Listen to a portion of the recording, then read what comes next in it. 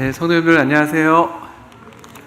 이렇게 무더운 여름날 이렇게 잘 정말 말 그대로 정말 안녕하신지 그 문안을 여쭙게 됩니다. 너무 덥네요. 다들 잘들 지내시나요? 저도 이제 사무실에 보통 있다가 학교 교무실 이렇게 교실에 있다가 차로 이렇게 가는 그 사이만 해도 너무 덥더라고요. 그래서 지금 오늘 저녁에도 걸어서 이렇게 또 오시는 우리 성도님들 더러 계셨었는데 너무 더워서 이렇게 그 짧게 걷는 그 걸음만으로도 이미 땀이 또 굉장히 많이 흥건하게 나신 모습들도 볼 수가 있었는데, 그럼에도 또 이렇게 저녁에 함께 주님의 이름으로 모인 성도님들 뵈니까 너무 참 귀하고 또 감사가 되는 마음이 있습니다. 아까 제가 저 시작할 때는 정말 여기 몇 분 안 계셨거든요. 근데 이렇게 찬송 몇 곡하고 딱 올라오니까 여기 쫙 계신 게 너무 참 좋습니다. 더 반가운 것 같습니다. 우리가 이제 수요일들을 좀 통해서 교회와 기도라는 그 시리즈 성경 공부를 해왔습니다. 우리의 이 교회가 함께 기도하는 이 기도에 대해서 더 주님께서 우리 마음을 감동시키시고 우리를 이렇게 흥분시키셔서 우리가 정말 하나님을 믿는 믿음으로, 또 하나님께서 우리 가운데 일하실 것을 기대하는 그런 기대감으로 더 우리가 기도에 드려지면 좋겠다는 마음으로 함께 우리가 이 공부를 해왔습니다. 좀 이렇게 기도 생활에 도움이 되셨는지 모르겠습니다. 그 개인적으로 기도하시는 일이나 또 교회적으로 기도하는 일에 있어서나 또 더 이 기도를 귀하게 여기고 또 함께 기도하는 것이 얼마나 또 중요한가 더 마음에 새기시고 또 그렇게 우리 자신이 드려지면 좋겠습니다.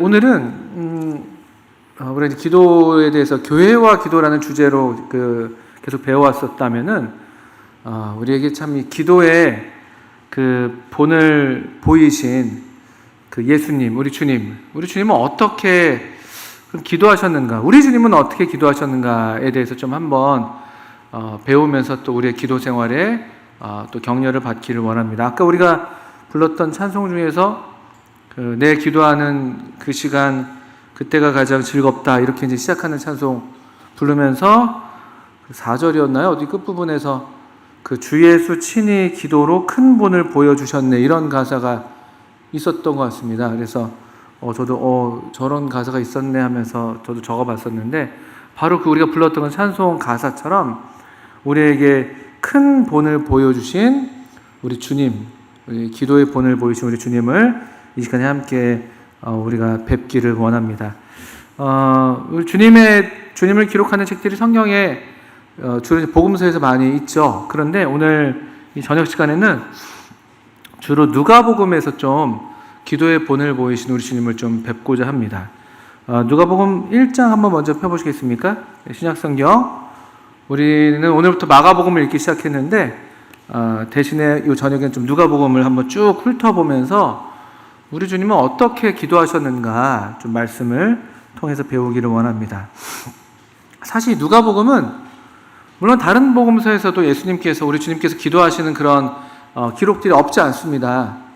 잘 아시는 것처럼 겟세마네 기도 같은 그런 기도는 마태복음, 마가복음, 누가복음에 다 공히 나타나죠.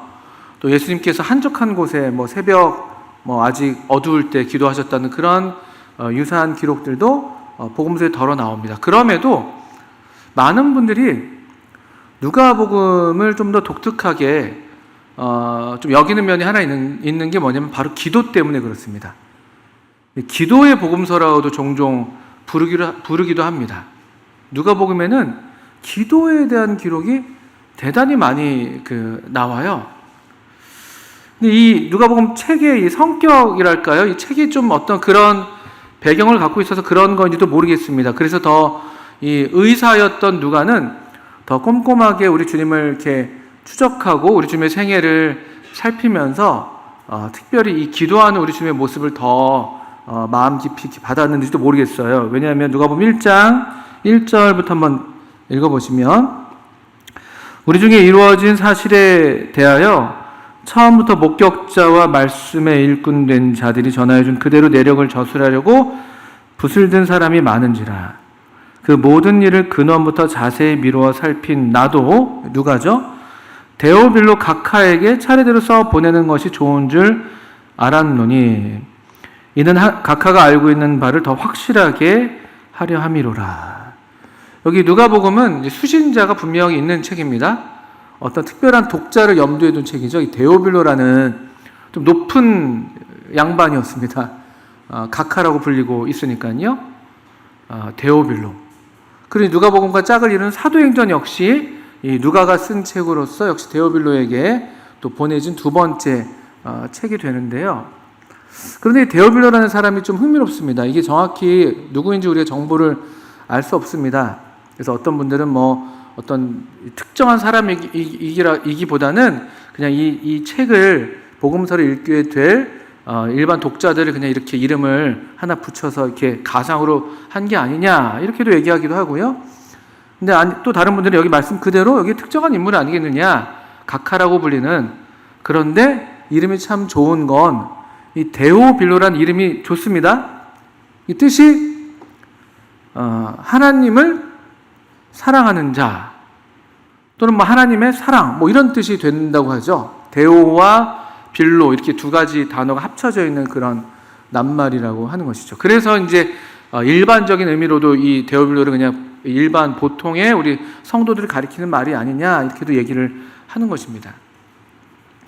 그 하나님을 사랑하는 사람 또는 하나님이 사랑하는 사람, 그러니까 하나님과 이 사람은 사랑의 관계 가운데 있는 사람인 거예요. 하나님이 사랑하시든 하나님을 사랑하든 간에 서로 사랑하는 그런 것이겠죠. 그런데 이 사랑, 그 하나님을 사랑하는 이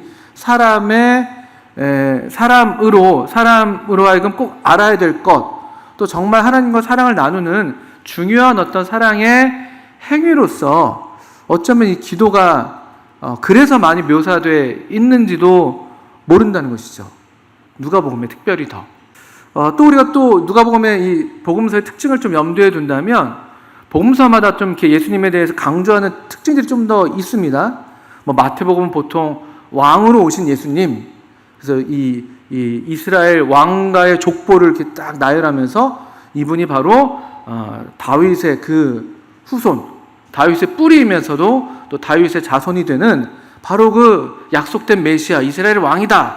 이게 마태복음의 아주 강조점이라고 보통 얘기를 하죠. 유대인들에게 보통 주로 많이 쓰였다고 하고 있고, 마가복음은 보통 종으로서 오신 예수님 해서 로마인들을 주로 대상으로 해서 아주 이렇게 빠르게, 아주 이렇게 빠른 전개감을 갖고 얼마나 이 종이신 예수님이 하나님 아버지의 뜻을 순종하는 그런 삶을 사시는지, 그런 어떤 최고의 순종의 모습을 보면서 로마 백부장이 그 십자가 앞에서 이는 진실로 하나님의 아들이었도다라고 고백하면서 책을 마치면서 오히려 로마인들로 하여금 참 이렇게 예수님을 하나님의 아들로 또 정말 종 되신 하나님의 종으로서 이렇게 받아들이게 하는 그런 책이라고 얘기를 하죠. 요한복음은 보통 하나님의 아들, 그 예수님 우리 신성, 얼마나 영광스럽고 그분의 영광은 얼마나 영원한지, 창조에서부터 영원에서부터 영원까지 이르는 그런 영광,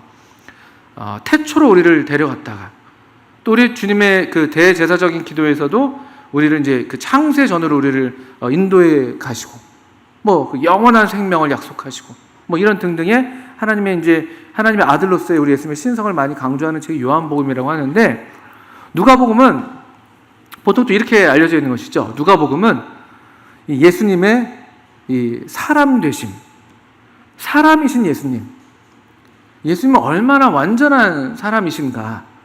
이 데오빌로뿐만 아니라 그 당시 그리스 문화권에 살고 있었던 그 당시 사람들에게 이 예수님은 얼마나 완전한 사람인가, 또 그것을 이제 보여주는, 정말 하나님의 형상으로 지음받은 사람은 과연 어떤 종류의 삶을 사는가, 또 하나님의 형상을 닮은 사람이라는 사람은 어떤 그 사람인가, 이 사람을 보라라고 말할 수 있을 만큼 예수님을 보이면서 완전한 사람이신 예수님을 우리에게 보여주는 책이 누가복음이라고 보통 얘기를 하는 것입니다. 그렇다고 놓고 볼 때도 이 기도가 강조되는 이유가 그렇게 특이한 게 아닌 것이죠. 왜냐하면은 참 사람, 참 인간, 이 책을 받아들은 데오빌로, 하나님의 사랑을 받는 사람, 또 이 책을 쓰고 있는 누가의 직업은 의사였거든요. 의사. 누구보다도 이제 사람에 대해서 관심을 갖기 마련인, 그러기가 쉬운, 사람은 어떤 존재인지, 어떻게 작동되고 어떻게 살고, 아주 예리한 관찰력으로 사람을 이렇게 관찰했던, 사람에게 관심을 가졌던 그 누가가 이 데오빌로 각하에게 이 사람이신 예수님을 보여주는 책인 것이죠. 그렇다고 놓고 볼 때 기도는 참 사람됨의 하나의 또 중요한 표지가 되는 것이죠. 인간성의 어떤 사람은 어떤 존재냐라고 할 때 사람이 만물의 영장이다, 그런 측면보다도 기도를 통해서 이 누가복음을 우리가 통해서 배우게 되는 것은 기도가 강조되는 이 모습들을 보면서 사람은 하나님과 기도를 통해서 교제하는 존재, 사람은 하나님께 의존되어 있는 존재, 사람은 하나님께 복종해야만 참 삶을 살 수 있는 그런 존재, 이런 것들을 나타내는데 부족함이 없습니다. 그리고 그런 기도의 본을 우리 주님께서 직접 몸소 보이신 것이 누가복음에 많이 나타나고 있습니다. 다른 어느 복음서보다도 예수님께서 직접 기도하셨다는 기록들이 가장 많이 나타나는 장면이 여기 이 누가복음서입니다. 또 누가복음 1장을 좀 여셨는데 누가복음 자체도 기도로 시작하는 책이에요. 누가복음서 자체가 여러분 잘 아시는 것처럼 그 세례 요한의 아버지 이야기가 나오죠. 세례 요한의 출생 이야기가 나오는데요. 이 사가랴죠. 사가랴 1장 10절을 보시면 제사장 사가랴가 그 성전에 들어가서 분향을 하고 있을 때 10절 보시면 모든 백성은 그 분향하는 시간에 밖에서 무엇을 했습니까? 기도했습니다. 이렇게 장면이 시작해요. 이 성전에서 봉사하는 사가랴의 기록으로 이제 시작을 하고 있는데, 그런데 그 기록 안에서도 이 사람들이 성전에서, 여러분이 이사야서 읽어왔었는데요. 이사야서 56장에서 또 복음서에서 우리 주님께서 성전에 들어가셨을 때 아주 화를 내시면서 막 상을 엎으시고 성전을 깨끗하게 하는 그런 사건들이 기록되어 있는데요. 그러면서 우리 주님께서 하셨던 말씀이 이 성전을 가리켜서 뭐라고 말씀하셨는지 기억하십니까? 내 집이라고 부르시면서 이 내 집은 만민의 기도하는 집이다. 누가복음은 성전에서 시작해요. 정말 그 성전다움, 만민의 기도하는 집으로서 그들이 어떤 종류의 어떤 마음으로 기도했는지 우리가 정확히 다 알 수는 없지만 정말 여기 모든 백성이 그 분향하는 시간에 밖에서 기도하는, 또 사가랴 역시 기도하는 사람이었던 것을 볼 수가 있습니다. 1장 13절 보시면 천사가 그에게 이르되 사가랴여 무서워하지 말라, 너의 간구함이 들린지라. 기도하는 사람, 사가랴, 이 사람을 통해서 새로운 역사가 시작되는 것, 이 기도하는 백성들 가운데, 이 기도하는 집인 이 성전에서 이 분향, 기도의 향이 올라가고 있는 그 가운데에서 여기 이제 복음서가 시작되고 있는 것을 보게 되죠. 아주 의미심장한 그런 서론이에요. 복음서 작가들은 그냥 생각나는 대로 글을 썼던 게 아닙니다. 분명한 의도와 목적을 갖고 어떻게 책을 구성할지를 계획하고 아주 전문적인 어떤 작가와도 같은 그런 방식으로 사실 복음서를 써갔습니다. 그래서 이 네 권의 복음서가 다 각각의 고유한 특성이 있고 개성이 있고 목적이 드러나는 것이죠. 또 뒤로 넘기시면은 누가복음 2장 같은 데 보시면 2장에도 기도하는 사람들이 등장하죠. 어린 예수님, 아기 예수님의 정결 예식을 맞아서 성전에 올라갔을 때 이를테면 2장 25절에 보시면 시므온이라는 한 노 형제님이 등장하시죠. 아주 경건한 분이십니다. 우리 가운데도 이런 분들이 참 많이 계셔서 얼마나 감사한지 모르는데 2장 25절 보시면 예루살렘에 시므온이라는 사람이 있으니 이 사람은 의롭고 경건하여 이스라엘의 위로를 기다리는 자라. 성령이 그 위에 계시더라. 여기 기도한다는 말 자체가 나와 있지는 않지만 보통 이 장면에서 이 시몬이 기도하는 사람인 것을 우리가 어떻게 아냐면요, 이스라엘의 위로를 기다리는 자다 할 때 기다린다는 표현이 거의 기도한다는 기도의 의미와 그 당시 가까운, 기다린다는 말은 이것을 위해서 기도하고 있었던 사람이다, 이렇게 우리가 받아도 되는 의미라고 합니다. 시몬, 예루살렘에서, 역시 아마도 성전에서, 또 게다가 또 노 성도님, 우리 2장 37절에 있죠. 그 안나, 우리 안나반에 속해 계신 우리 많은 모치님들이 계시는데 바로 이런 우리 모치님들이신 것이죠. 37절 보시면 과부가 되고 84세가 되었더라. 이 사람이 성전을 떠나지 아니하고 주야로 금식하며 기도함으로 섬기더니. 누가복음 시장은요, 기도로 온통 충만합니다. 누가복음의 책 자체가 그렇습니다. 그리고 이 안나 자매님은 너무 귀하시죠? 그냥 할 수 있는 게 없어서 기도해, 이게 아니에요. 우리 보통 그렇게 많이 말씀하시지만 여기 누가는 정확하게 표현하고 있어요. 주야로 금식하며 기도함으로 뭐 하셨다고요? 섬기더니. 주야로 금식하고 기도함으로 섬겼다고 분명하게 표현하고 있어요. 나 기도밖에 할 게 없어서, 이게 아니에요. 기도로 섬긴다. 아마도 어떤 섬김보다 더 귀한 섬김일 겁니다. 하나님의 백성들로 하여금 하나님의 백성의 삶을 살게 하는 그런 지탱하는 어떤 힘, 이게 이제 이 기도로 섬기시는 우리 여러 성도님들의 이 섬김 덕분인 것이죠.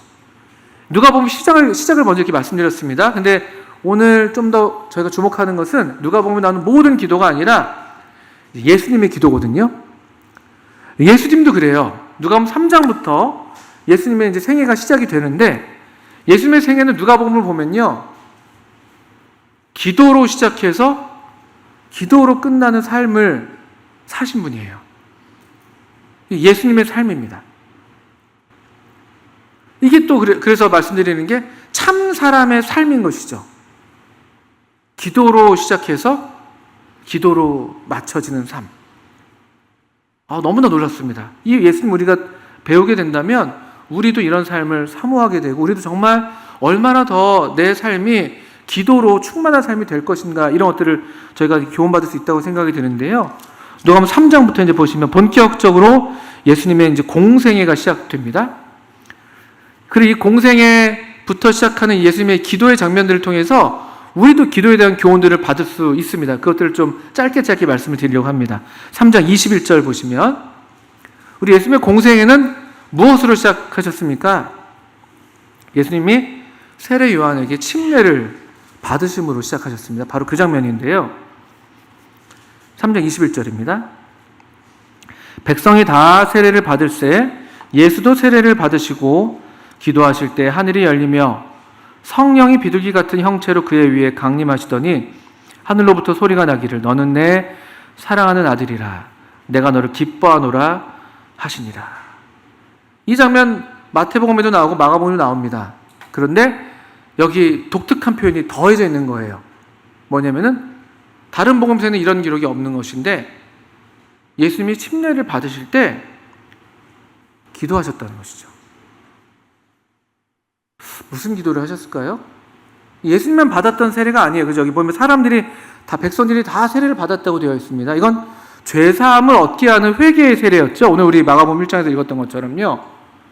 죄인들이 받는 회개예요. 오늘날 우리가 받는 신자들의 침례랑 다른 것입니다.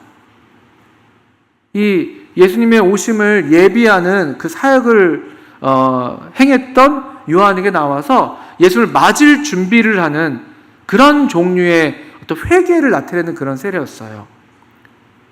악한 일들을 버리고 도둑질 하던 것들을 이제 하지 않고 폭력을 일삼았던 삶에서 돌이키고, 그 말인즉슨 하나님, 제가 잘못했었습니다. 제가 지은 죄가 많습니다. 제가 돌이킵니다. 이런 의미인 것이죠. 그래서 사실 예수님은 이런 종류의 세례는 받으실 필요가 없으셨어요.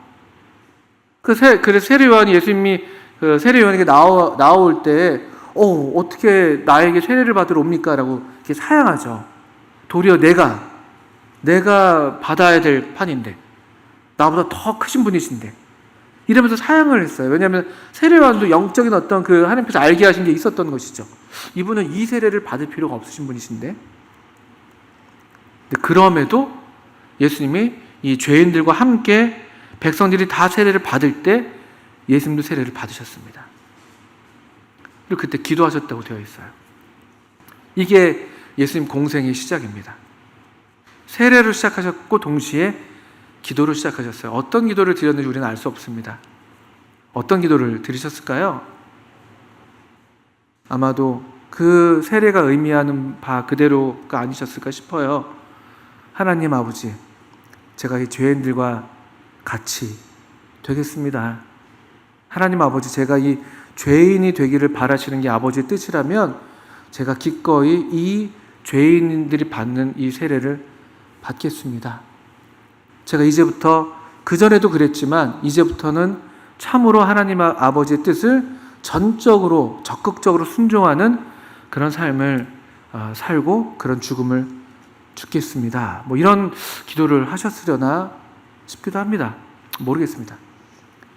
그런데 그 예수님의 기도하시는 심령, 그 기도하시는 예수님이 어떤 그 하나님 아버지를 향해서 어떤 마음이셨길래 그랬는지 그때 하늘이 열렸다고 되어 있어요. 기도하실 때 하늘이 열리며. 엄청 멋진 표현이죠. 우리 하늘을 가르고 강림하시는 그런 우리 하나님의 능력의 하나님을 우리가 기다리고 있는데 하늘이 열리는 장면들이 몇 번 있죠. 기도하실 때 하늘이 열렸다. 제가 우리 옛날 교회 사무실에 이게 있었던 거예요. 그 액자가 있었거든요. 이 말씀이 적혀 있었던. 기도하실 때 하늘이 열리며. 너무나 멋진 말씀이에요. 이게 어디 예수님의 기도니까 물론 그런 것도 있겠습니다만 저는 이거 동일하게 오늘날 우리에게도 이와 같은 기도할 때 이와 같은 일들이 일어날 수 있다고 생각해요. 특별히 제가 만약에 아까 상상했던 것처럼 우리가 그런 기도를 하나님께 올릴 때 이 예수님의 요한의 세례를 받으신 것과 오늘날 우리가 침례를 받는 건 다르지만 근데 이 침례라는 어떤 이 공통된 행위를 좀 생각해 볼 때 침례를 받을 때 우리가 그런 고백, 그런 기도 하잖아요. 또 때때로 그런 신앙 고백을 이렇게 묻기도 하고 이제부터는 예수님을 주님으로 모시고 살겠습니다. 이전에 나는 죽었습니다. 전적인 어떤 순종, 복종, 그와 같은 고백, 그런 기도를 우리가 올릴 땐 역시 이때와 유사하게 하늘이 열리는 그런 일들이 우리에게도 일어난다고 저는 믿어요. 하늘이 열린다는 어떤 특별한 어떤 이적, 기적을 본다는 게 아니라 하늘이 열렸을 때 성령님이 내려오는 것, 그리고 그 열린 하늘에서 소리가 났어요. 이는 내 사랑하는 아들이다.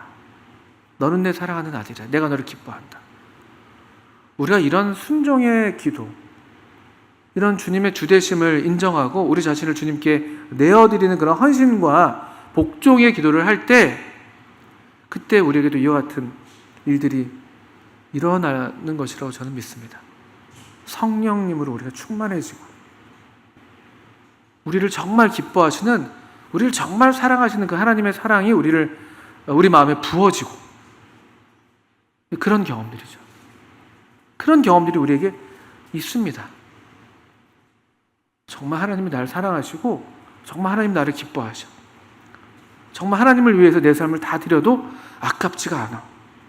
그렇게 제가 살기를 원합니다. 라는 그런 고백들은 하나님이 아주 기뻐하시는, 예수님께도 그러셨던 것처럼 이 하늘을 여시고 우리에게 그 축복, 그 마음껏 축복, 복 주시는, 마음껏 우리에게 사랑을 부어주시는 그런 일들이 우리에게도 일어날 수 있는 것이죠. 또 예수님께서 언제 기도하셨는가? 누가복음의 기록들을 따라가겠습니다. 이제 공생애를 시작하시면서 많은 사람들을 고치셨죠.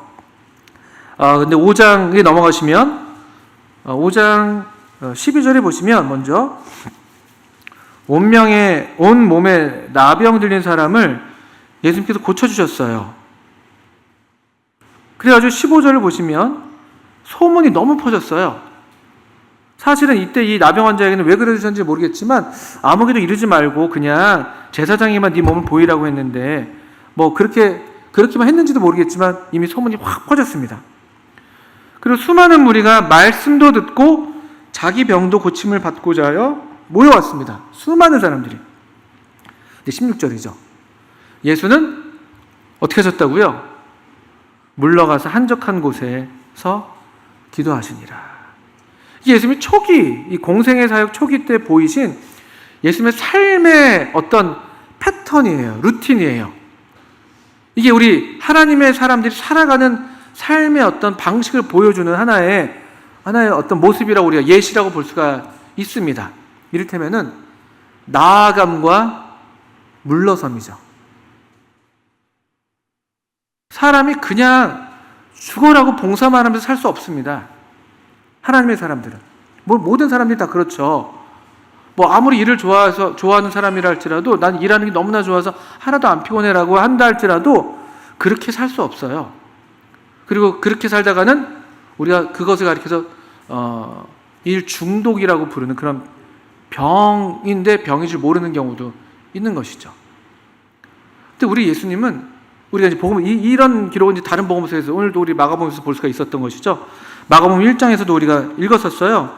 새벽 아직도 밝기 전에 예수께서 일어나다가 한적한 곳으로 가서 거기서 기도하시더니 이런 물러섬의 시간들 따로 한적한 곳에 가서 사람들에게 방해받지 않는 그런 고요한 시간이 이게 우리 삶의 한 리듬으로 있어야 되는 거죠. 리듬으로요. 어떤 특별한 기도를 하신 게 아니에요. 이 한적한 곳에서 기도하시면서 아버지의 사랑 안에 머무시면서 또 힘을, 능력을 공급받으시고 아버지의 뜻을 또 받들어 또 알게 되시고 그냥 사람들이 온다고 그냥 물 들어오니까 노 젓는다고 막 그런 게 아니에요. 사람들이 막 몰려왔지만 여기 예수님은 물러가셨습니다. 물러가셨어요. 모든 필요에 다 반응하지 않으셨어요. 당신의 필요가 있으셨어요. 당신에게 우선순위가 있으셨던 것이죠. 여기 수많은 필요가 있고 긴급한 필요가 있다 할지라도 하나님 아버지와 함께하는 고요한 시간, 이 면에 있어서 우리 예수님은 양보가 없으셨죠. 이게 우리에게도 우리가 늘 얘기하는 바로 그런 경건의 시간 아니겠습니까? 큐티라고 부르는, 큐티라는 그 낱말이 quiet time을 줄인 것이죠. 고요한 시간이에요. 말씀을 읽는 시간만이 아니에요. 실제로 고요한 시간이어야 됩니다. 그게 예수님 보이셨던 본이셨어요. 고요하게. 그게 아침이 됐든, 그 아침이 중요한 게 아니라 아침에 해라라는 것이 아니라 그 본을 보이시는 것은 방해받지 않는 어떤 시간대, 방해받지 않는 어떤 그런 공간. 이게 어렵죠. 오늘날 우리 시대에 지금 이 스마트폰이 뻗치지 않는 데도 없고 밤낮이 없잖아요. 24시간 풀가동이 되고 있고 막 다. 또 여기 지금 육아에 지금 종사하시는 자매님들 지금 보이시는데 우리 아이들도 24시간 풀가동 시키잖아요. 그렇죠?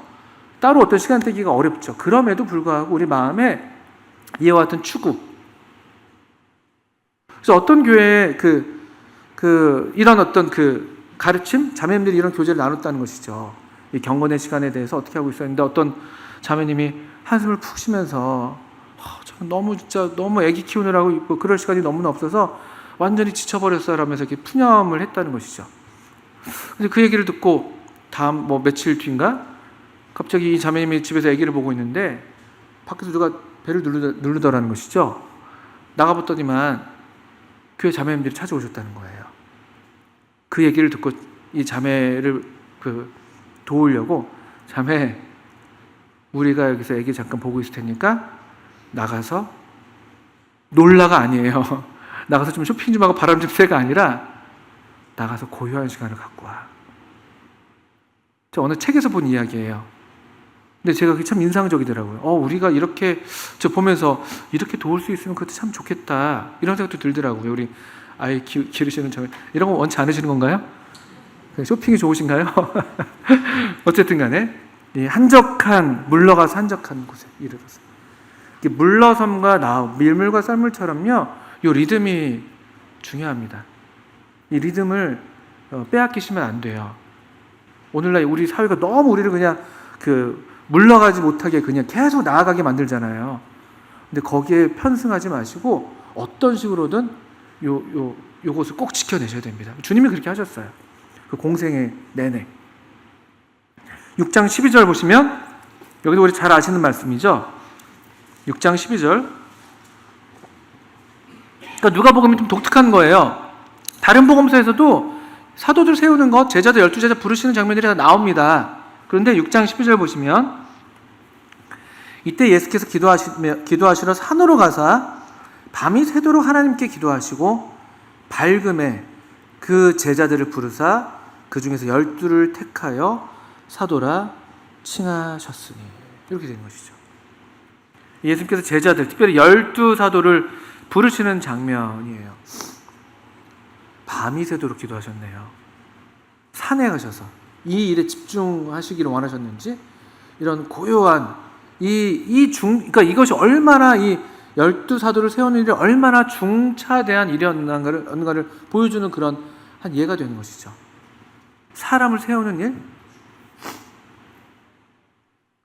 오늘날 우리도 이런 기도가 좀 필요한 때잖아요. 우리 지지난주에 우리 교회적으로 기도를 부탁을 드렸지 않습니까? 주님, 우리 가운데 주님께서 세우신 일꾼을 우리로 알게 해주십시오. 또 우리 가운데 이와 같은 일꾼들을 세워주십시오. 이런 기도는 사실 보통의 기도가 아닙니다. 여기에 승패가 걸려있는 거예요. 예수님 사역의 승패가 여기에 걸려 있습니다. 예수님의 가룟 유다를 잘못 택하셨는가? 그렇지 않아요. 이 간절한 기도 끝에 유다도 택함을 받은 겁니다. 그러니까 가룟 유다의 어떤 이런 배신, 제자들의 사랑과 유다의 배신이 하나님의 큰 계획 안에 다 있었던 거죠. 그것들 다 우리 하나님의 신비 가운데 있는 일이지만, 그게 어떤 하나님의 실수니 실패니 우리가 그렇게 볼 수가 없습니다. 그리고 또 실제로 주님의 이 남겨진 일들은 이 제자들을 통해서 그 뒤로 이루어진 일들이잖아요. 제자들이 실패했습니까? 실패 안 했습니다. 어떻게 알 수가 있죠? 여기 저와 여러분 있잖아요. 이게 주님께서 하신 일이에요. 하나님의 하나님께서 택하신 사람들을 이렇게 세우는 일, 아주 중요한 예수님의 기도 제목이셨습니다. 우리도 다른 어떤 것들을 위해서 다 간절하게 기도하지만, 이 하나님의 사람을 세우는 일, 이것을 위해서는 우리가 함께 이와 같이 기도하는 그런 본을 받는 것, 저는 잘하는 것이라고 생각해요. 간절한 기도로, 밤이 맞도록, 산에 정말 같이 가서라도 간절한 기도, 이런 기도의 본을 우리 지금 보이셨습니다. 누가복음 9장 18절 넘겨보시면, 이게 다 다른 복음서에도 있는 내용들이에요. 무슨 내용이냐면은 너희는 나를 누구라 하느냐, 가이사랴 빌립보에서 마태복음에서는 그렇게 기록하는 그 장면이죠. 근데 이와 같은 대화도 누가복음에서 어떤 정황에서 이런 대화가 일어났는가를 좀 더 밝혀주고 있는데, 9장 18절 보시면 예수께서 따로 기도하실 때에 제자들이 주와 함께 있더니 물어 이르시되 우리가 나를 누구라고 하느냐. 대답하여 이르되 세례 요한이라 하고 더러는 엘리야라, 더러는 옛 선지자 중에 한 사람이 살아났다 하나이다. 예수께서 이르시되 너희는 나를 누구라 하느냐. 베드로가 대답하여 이르되 하나님의 그리스도시니이다 하니. 그 유명한 너희는 나를 누구라 하느냐. 하나님의 그리스도이십니다. 주는 그리스도시요 살아계신 하나님의 아들이십니다. 이런 어떤 대화가 일어났던 장면이죠. 이때에도 18절을 우리가 다시 주목해서 보시면 예수님 이때도 따로 기도하실 때라고 말씀되어 있어요. 따로 기도하실 때. 그 가이사랴 빌립보에서 기도를 또 따로 하셨는지 따로 기도하셨습니다. 또 그때 제자들이 이 기도하는 예수님과 함께 있었다는 거예요. 그리고 이 기도하는 예수님과 기도하는 주님과 함께 있었던 제자들에게 주님은 자신을 드러내신 거예요. 그렇게 우리가 오늘날의 교훈으로 받을 수가 있겠죠. 하나님을 어떻게 알 수가 있습니까? 예수님을 어떻게 알 수가 있어요? 어떤 분인지 우리가 어떻게 압니까? 성경 공부를 물론 해야죠. 성경을 통해서 우리가 하나님을 알 수가 있죠. 그런데 그냥 공부한다고 아는 게 아니에요. 하나님은 아버지께서 나타내 주셔야지만이, 지혜롭고 슬기는 자들에게 숨기시고 어린 아이들에게 나타내신다고 말씀하셨거든요. 이 기도하는 이 심령, 기도하는 주님과 함께 있었던 제자들에게 주님은 이와 같은 아주 결정적인 질문을 하시는 것이죠. 너희는 나를 누구라 하느냐? 그리고 그때 혈육이 아니라 하늘에 계신 아버지께서 베드로에게 이 주님을 알게 하시는 그런 일이 있었다고 우리가 읽고 있는 것이죠. 기도할 때 우리 주님을 알 수가 있습니다. 오늘날 저도 그렇고 많은 이제 학문, 어떤 이 성경을 연구하고 성경을 해석하고 또는 신학이라 불리는 그런 학문들을 많이 할 때 지적인 훈련이 많이 요구가 되죠. 근데 그게 필요 없는 게 아니죠. 그런데 하나님은 그렇게 알 수 있는 분이 아닙니다. 기도를 통해서 알 수가 있습니다. 성경을 공부할 때도 얼마나 간절한 기도가 거기 함께 있어야 되는지. 저도 아주 너무 절감하죠. 기도하는 예수님과 함께 있었던 제자들, 그 제자들에게 주님께서 자신을 나타내 주셨습니다. 더 놀라운 것은 그 9장 또 뒷부분 보시면 9장 28절 29절에 보시면 변화되신 예수님의 기록이죠. 역시 이것도 마태복음에도 기록이 나와 있습니다. 마가복음에도 나와 있고요. 다 나와 있어요. 근데 계속 누가는 이와 같은 장면에 사실 예수님께서 기도하셨다는 사실을 일부러 넣은 게 아니에요. 그러니까 일부러 거짓으로 지어서 추가한 게 아닙니다. 그 사실이 얼마나 중요한 것을 알고 그것을 빠뜨리지 않고 있는 것이죠. 그의 의도에 있어서는. 28절도 보십시오. 이 말씀을 하신 후 8일쯤 되어 예수께서 베드로와 요한과 야고보를 데리고 기도하시러 산에 올라가사 기도하실 때 용모가 변화되고 그 옷이 휘어져 광채가 나더라. 문득 두 사람이 예수와 함께 말하니 이는 모세와 엘리야라.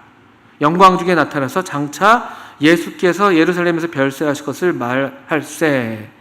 베드로와 및 함께 있는 자들이 깊이 졸다가 온전히 깨어나 예수의 영광과 및 함께 선 두 사람을 보더니. 기도하시는 예수님이 용모가 변했다고 기록이 되어 있죠. 아주 영광스러운 모습으로 변화된 것입니다. 변형되었다. 완전히 애벌레가 나비가 되었다는 그런 종류의 변화예요.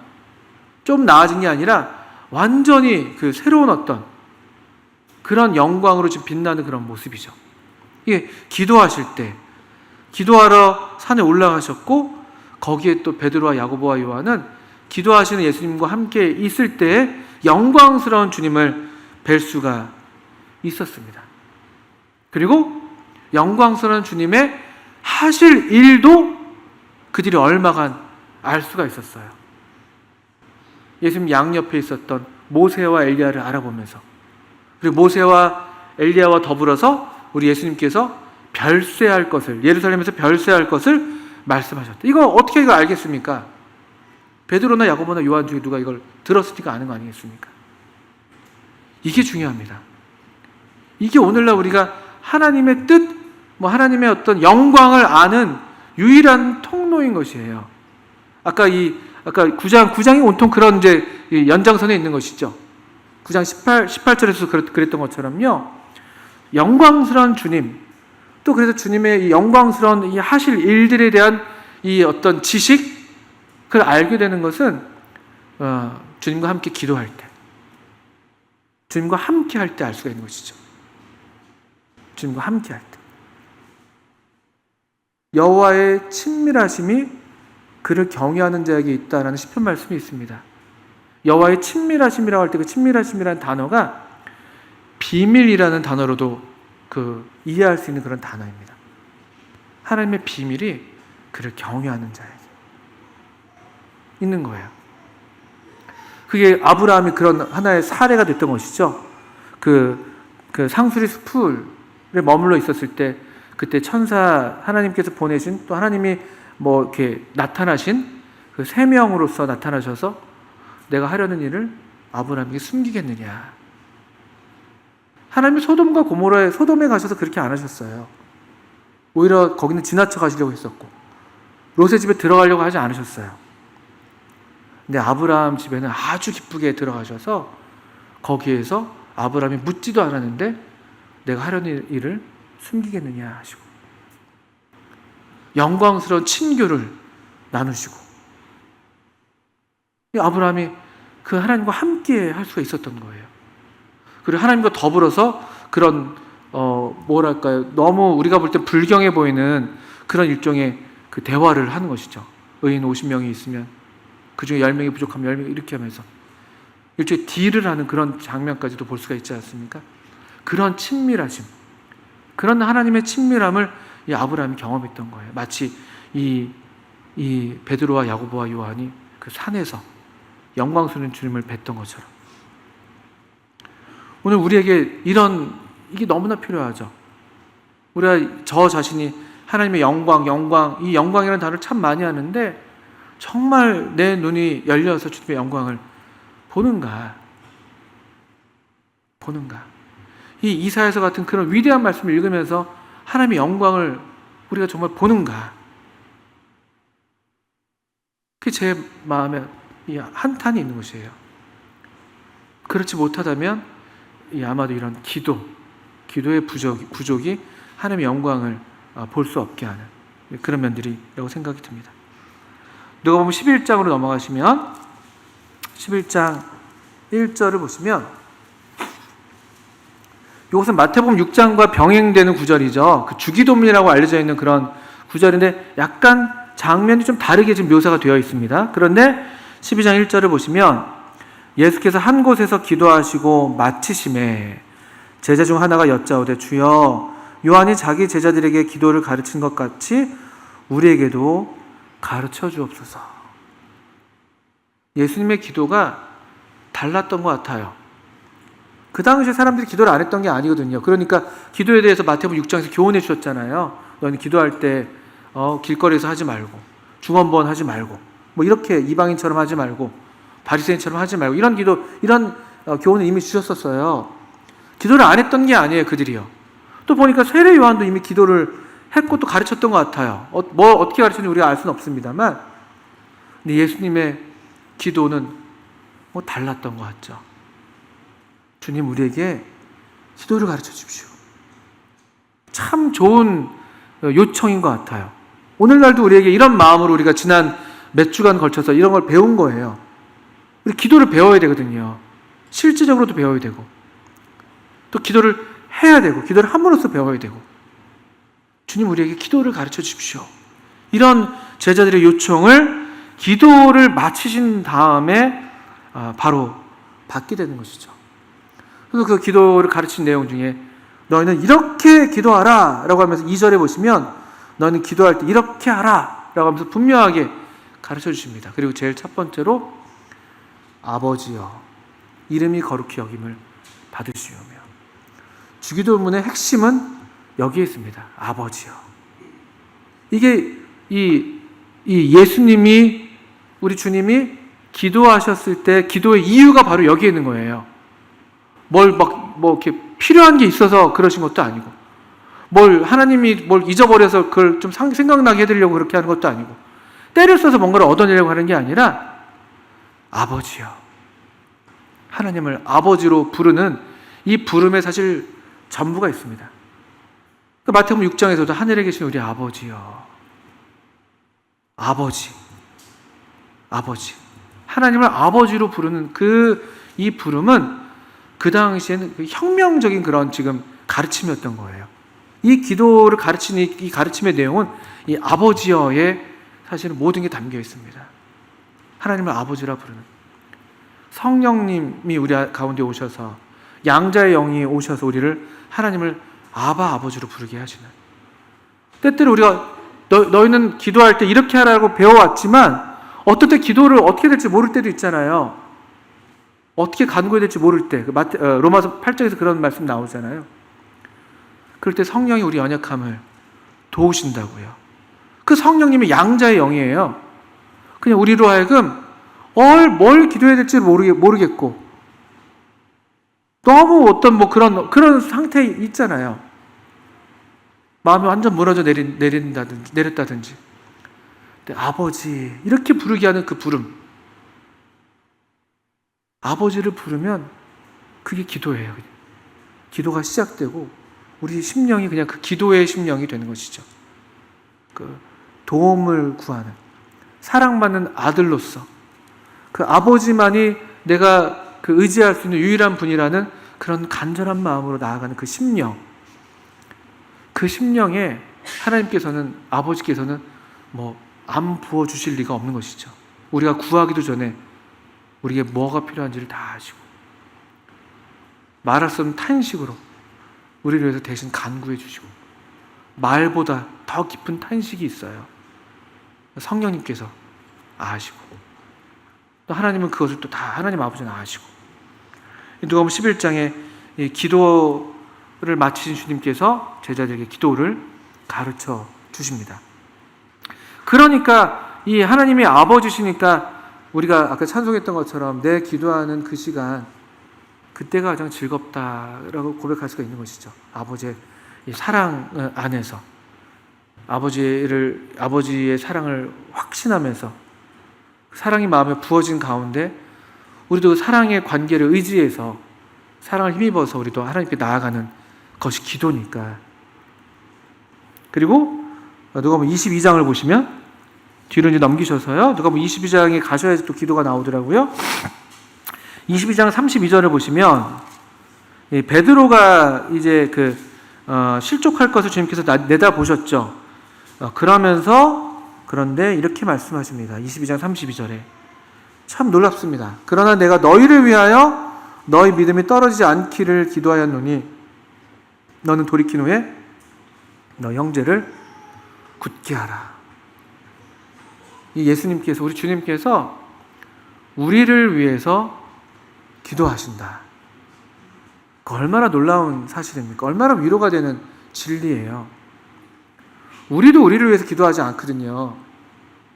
우리가 우리 분수를 잘 몰라서, 제가 저를 잘 몰라서, 저도 저를 위해서 기도하지 않는데, 그리고 서로를 위해서 기도하는 것도 얼마나 부족합니까? 그런데 우리 주님께서 도리어 내가 너를 위하여 네 믿음이 떨어지지 않기를 기도했다. 그래서 저와 여러분이 지금 여기에 있을 수 있는 것은 예수님의 기도 덕분입니다. 지금도 여전히 그 보좌 우편에서 우리를 위해서 중보하시는 것이죠. 우리의 믿음이 떨어지지 않기를.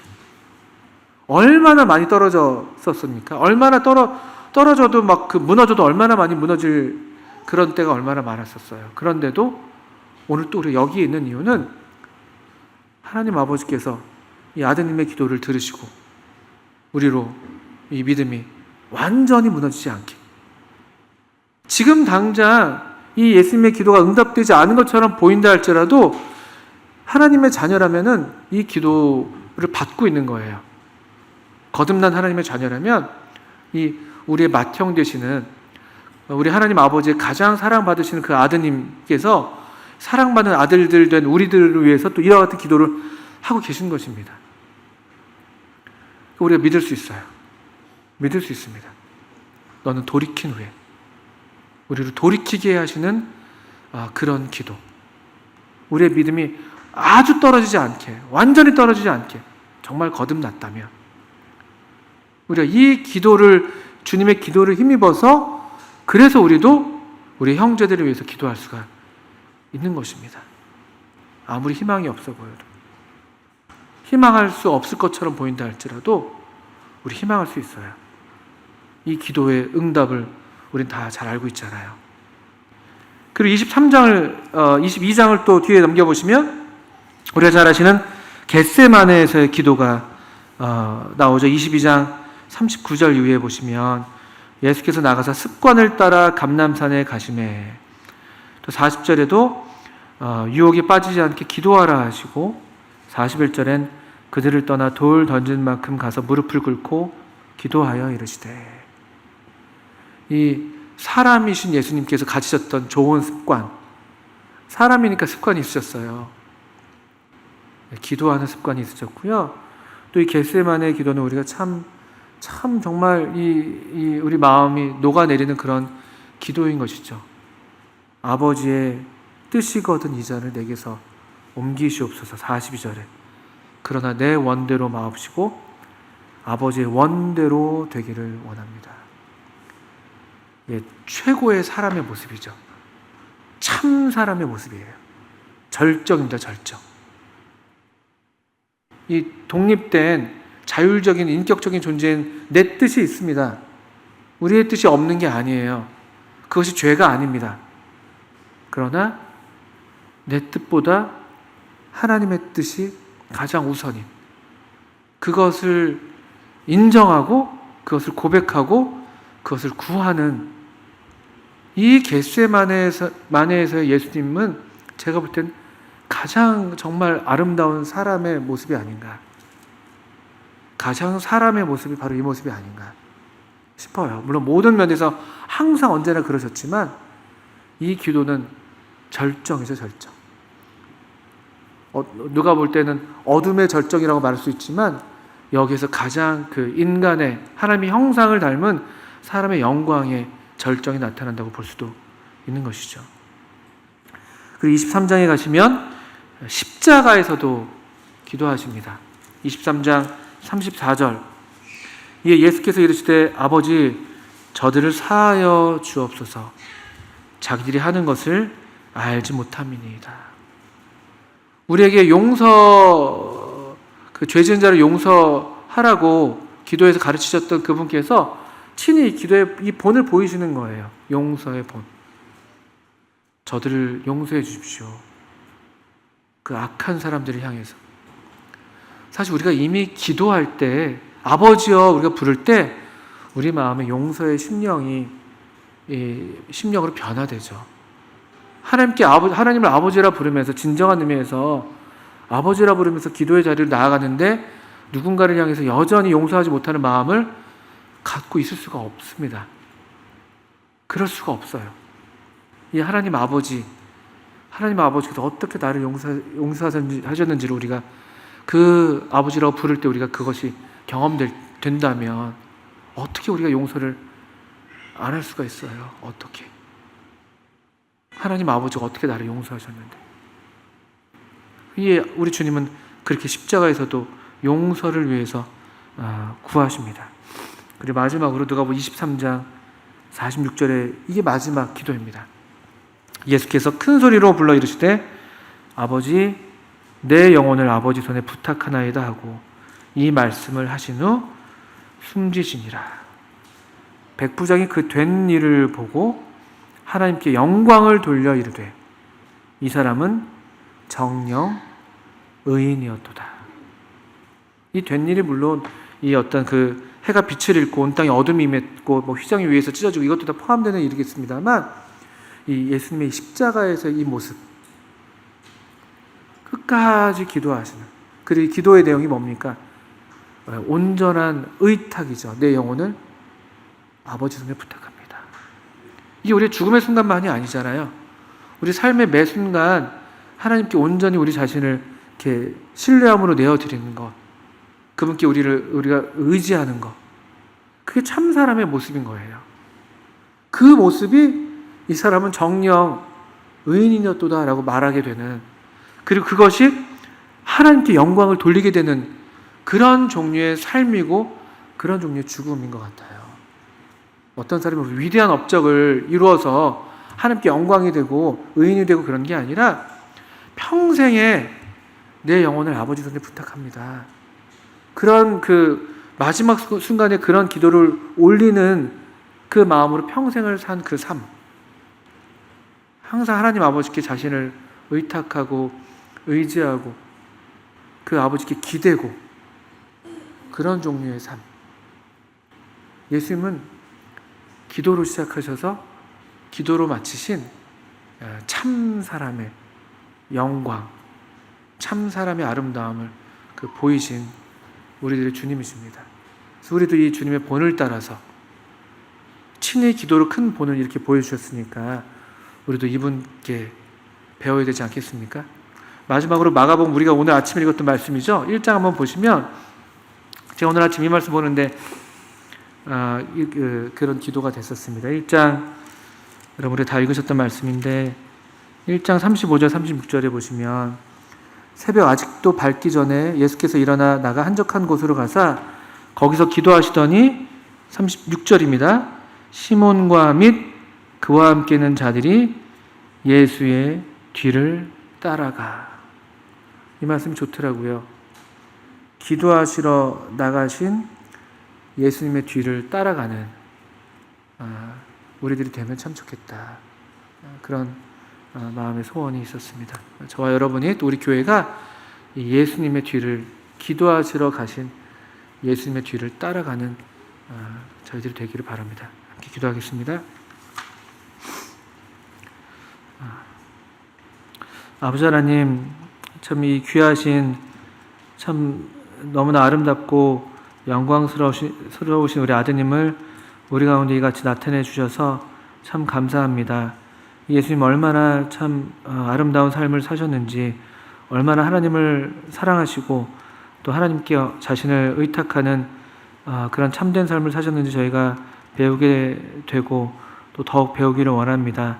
주님, 우리를 도우셔서 기도하러 가셨던 우리 예수님의 뒤를 따라가는, 또 예수님과 함께 깨어 기도하는, 또 기도하시는 예수님과 함께 함으로 영광스러운 주님을 배우고 뵙는 저희들 되게 해주시기를 기도합니다. 예수님의 이름으로 하나님 아버지께 기도합니다. 아멘. 네, 감사합니다.